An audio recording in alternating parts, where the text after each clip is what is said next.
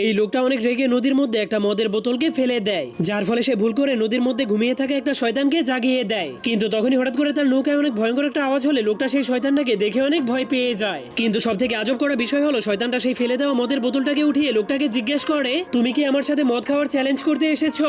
তখন লোকটা শয়তানটাকে দেখে এতটাই ভয় পেয়ে গিয়েছিল যে সে শ্বাস নেওয়াই ভুলে গিয়েছিল।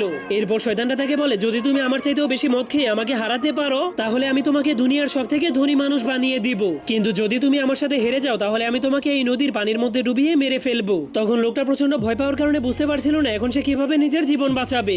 এরপর শয়তান দুইটা গ্লাস বের করে সেই গ্লাসের মধ্যে মদ ঢেলে এক গ্লাস সেই লোকটাকে খেতে দেয়, আর নিজের গ্লাসটাকে সে এক চুমুকেই গিলে ফেলে। কিন্তু সেই মদগুলো তার শরীরের ফুটো দিয়ে বাইরে বের হয়ে যাচ্ছিল।